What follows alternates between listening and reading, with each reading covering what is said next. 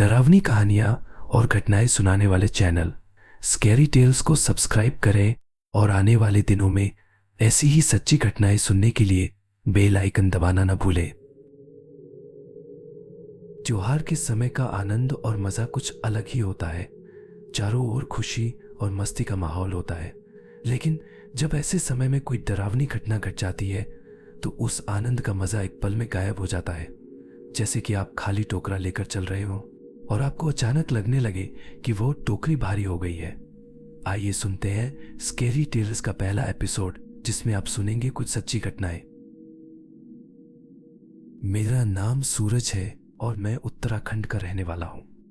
यह घटना उस समय की है जब मैं केवल 16 साल का था। यह सर्दियों का समय था, जब दिन छोटे हो जाते हैं और रातें लंबी। गांव के खेत ठंड की चपेट में आ चुके थे और शाम होते ही चारों तरफ अजीब सी खामोशी फैल जाती थी। हमारे पास एक छोटा सा खेत था जो घर से थोड़ी दूर पर था। रोज सुबह शाम वहां जाकर घास डालना, पानी देना और खेत की देखरेख करना हमारी दिनचर्या का हिस्सा था। उस समय बैल हमारी सबसे बड़ी दौलत थे, क्योंकि खेतों में काम उन्हीं से होता था। मेरी माँ रोज शाम को मुझसे कहती थी, सूरज बेटा जा बैलों को घास डाला। उस शाम भी कुछ ऐसा ही हुआ, लेकिन उस दिन हवा में कुछ अजीब सा महसूस हो रहा था। आसमान में घने बादल थे और हल्की हल्की ठंड पड़ रही थी। ऐसा लग रहा था कि जैसे कहीं दूर कोई तूफान उठने वाला हो। मैंने अपनी माँ से आधा डोको घास लिया और बैलों के बाड़े की ओर चल पड़ा। रास्ता आम दिनों जैसा ही था, लेकिन आज हर चीज मुझे अलग महसूस हो रही थी। पेड़ों की पत्तियां हवा में अजीब ढंग से हिल रही थीं और रास्ते में हर कदम पर कुछ अजीब सी सिहरन महसूस हो रही थी। जैसे ही मैं बैलों के बाड़े पहुंचा, वहां भी एक अजीब सा माहौल था। बैल बेचैन होकर इधर उधर घूम रहे थे, मानो किसी अनजाने खतरे को भांप रहे हो। मैंने जल्दी से डोको में से घास निकाला और बैलों को डाल दिया। जैसे ही मैंने पानी का बंदोबस्त किया, मेरा ध्यान एक अजीब सी बात पर गया। मैंने देखा कि बैलों की नजरें लगातार बाड़े के एक कोने की ओर टिकी हुई थी। मुझे कुछ समझ नहीं आया, लेकिन मैंने इसे नजरअंदाज कर दिया। काम खत्म करने के बाद मैंने डोको उठाया और घर की ओर चल पड़ा। अब शाम के करीब 7 बज चुके थे और अंधेरा धीरे धीरे फैलने लगा था। मैं तेजी से घर की ओर बढ़ रहा था, क्योंकि अब मौसम भी बिगड़ने लगा था। जैसे ही मैं गांव के पास के छोटे जंगल से गुजर रहा था, मुझे लगा कि डोको अचानक भारी हो गया है।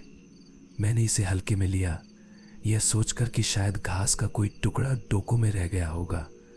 लेकिन जैसे जैसे मैं आगे बढ़ा, डोको और भारी होता गया। अब तक मेरी चाल धीमी हो चुकी थी। मुझे ऐसा महसूस हो रहा था जैसे मेरे कंधों पर एक अनजाना बोझ लद गया हो। मुझे यह समझ में नहीं आ रहा था कि डोको अचानक से इतना भारी कैसे हो सकता है, जबकि उसमें कुछ भी नहीं था। तभी मेरे कानों में किसी के धीरे धीरे बोलने की आवाज आई। यह आवाज इतनी धीमी थी कि पहले तो मुझे लगा कि यह हवा का शोर होगा, लेकिन जैसे ही मैंने ध्यान से सुना, यह आवाज साफ सुनाई देने लगी। कोई मेरे बहुत पास से फुसफुसा रहा था। मैं डर के मारे ठिठक गया और तुरंत पीछे मुड़कर देखा, लेकिन वहां कोई नहीं था। अब मेरी हालत सच में खराब हो चुकी थी। मैंने सोचा कि जल्दी से घर पहुंच जाऊं, लेकिन डोको का भार अब मेरे लिए संभालना मुश्किल हो रहा था। ऐसा महसूस हो रहा था जैसे मेरे सिर के ऊपर कोई बैठा हो। मैंने साहस बटोरा और डोको को जमीन पर रखा। जैसे ही मैंने उसे नीचे रखा, मेरी आंखें डर के मारे चौड़ी हो गई। डोको के अंदर एक सफेद साड़ी में लिपटी औरत बैठी थी। उसका चेहरा एकदम सफेद, बिना किसी भाव के था। उसकी आंखें बंद थीं और वह बिल्कुल शांत थी। मेरे शरीर में खून जम सा गया था। मैं एक पल के लिए जड़ हो गया। मैंने फिर से डोको को देखा, लेकिन उसमें अब कुछ भी नहीं था। यह सब मेरी आंखों का धोखा था या फिर कुछ और। मैंने डोको उठाया और तेजी से घर की ओर भागा। जैसे जैसे मैं घर के करीब पहुंच रहा था, मुझे महसूस हो रहा था कि कोई मेरे पीछे पीछे चल रहा है। मेरे दिल की धड़कन तेज हो गई थी और हर कदम पर ऐसा लग रहा था कि किसी का साया मेरे साथ है। मैंने जैसे तैसे घर पहुंचकर दरवाजा जोर से बंद किया। मेरी माँ ने मेरी हालत देखी और तुरंत मुझे बैठाया। मैंने उन्हें पूरी घटना सुनाई और उनकी आंखों में भी डर साफ झलक रहा था। अगले दिन गांव के बुजुर्गों ने मुझे बुलाया। उन्होंने सुना और फिर बताया कि उस जंगल के पास कई साल पहले एक औरत की मौत हो गई थी। वो औरत एक बार अपने पति के साथ झगड़कर उस जंगल में गई थी और फिर कभी वापस नहीं आई। गांव वालों ने उसकी बहुत तलाश की, लेकिन वह कहीं नहीं मिली। कुछ समय बाद उसका शरीर उसी जगह मिला जहां मैं बैलों का चारा लेकर गया था। तब से उस जगह पर अजीब घटनाएं होती रहती थीं। गांव के लोग कहते थे कि वह औरत मरकर भी चैन से नहीं रह सकी और उसकी आत्मा भी उस जगह भटक रही थी। मेरी कहानी सुनकर गांव के सभी लोग डर गए थे और उन्होंने मुझे वहां अकेले जाने से मना कर दिया। मैंने भी कसम खाई कि मैं फिर कभी उस रास्ते पर अकेले नहीं जाऊंगा।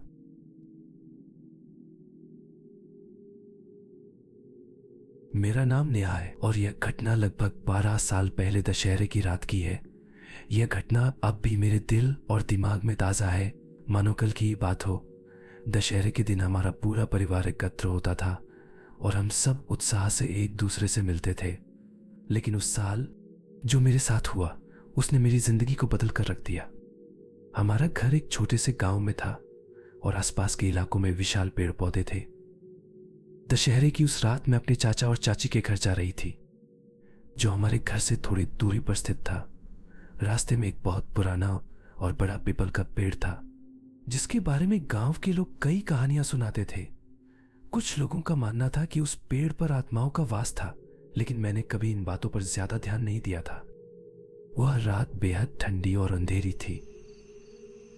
चारों ओर सन्नाटा था और गांव की गलियों में शायद ही कोई नजर आ रहा था। मैंने अपने साथ टॉर्च ले रखी थी क्योंकि अंधेरा बहुत गहरा था। जैसे ही मैं उस पीपल के पेड़ के पास पहुंची, अचानक मुझे एक अजीब सा एहसास हुआ। हवा ठंडी थी, लेकिन उस जगह पहुंचते ही एक अजीब सी भारीपन और सन्नाटे का एहसास हुआ, मानो हवा रुक गई हो। मेरा दिल तेजी से धड़कने लगा।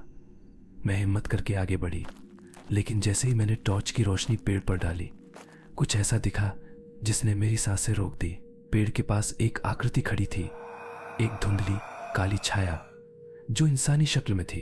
पहले मुझे लगा कि यह मेरी आंखों का धोखा है, लेकिन जैसे जैसे मैं टॉर्च की रोशनी उस पर डाले रही, वह आकृति और स्पष्ट होती गई। उसकी आंखें नहीं दिख रही थी, लेकिन मुझे ऐसा महसूस हो रहा था कि वह मुझे घूर रही थी। मेरे शरीर में एक अजीब सा ठंडापन फैल गया और मेरा मन जोर जोर से कह रहा था कि भागो, लेकिन मेरे पैर जमीन में जैसे जकड़ गए थे। उस आकृति ने कोई हरकत नहीं की, लेकिन मुझे ऐसा महसूस हो रहा था कि वह मेरे बहुत करीब आ रही है। तभी मैंने अपने कानों में हल्की सी आवाज सुनी, मानो कोई मेरा नाम धीरे धीरे पुकार रहा हो। मैंने खुद को संभालने की कोशिश की, लेकिन मेरा पूरा शरीर कांप रहा था। मुझे लगा कि अगर मैंने वहां और एक पल भी बिताया तो कुछ भयानक हो जाएगा। मैं पूरी ताकत से पीछे मुड़कर भागी। मेरे पैर जैसे लड़खड़ा रहे थे, लेकिन मैंने किसी तरह खुद को घर तक पहुंचाया।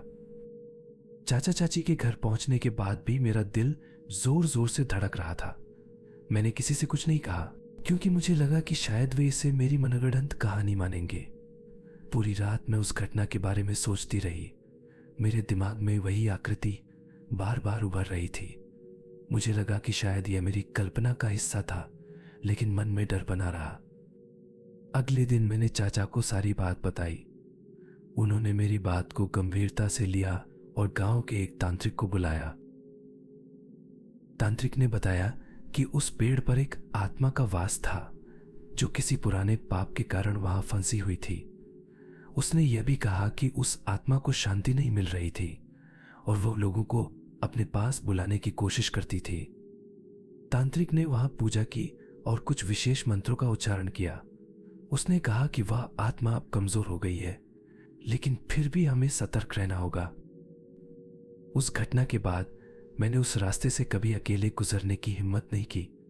कुछ हफ्तों बाद जब गांव में यह चर्चा होने लगी कि उस पीपल के पेड़ के पास और भी लोगों को विचित्र चीजें दिखाई दी हैं, तो मुझे यकीन हो गया कि जो मैंने देखा था वह मेरी कल्पना नहीं थी। तांत्रिक की पूजा के बाद भी मुझे कई बार ऐसा महसूस हुआ कि कोई मुझे उस पेड़ के पास बुला रहा है। कभी कभी रात में मैं अपने घर के आंगन में खड़ी होकर देखती थी कि पेड़ के पास धुंधली आकृतियां मंडरा रही हैं। एक बार जब मैं रात को अपने कमरे में अकेली थी तो मुझे लगा कि वही आवाज फिर से मेरे कानों में गूंज रही है। मुझे एहसास हुआ कि वो आत्मा अब भी मुझे छोड़ने को तैयार नहीं थी। धीरे धीरे मैंने उस आत्मा से दूरी बनानी शुरू की, लेकिन वो डरावनी यादें आज भी मेरे दिलो दिमाग में जिंदा है।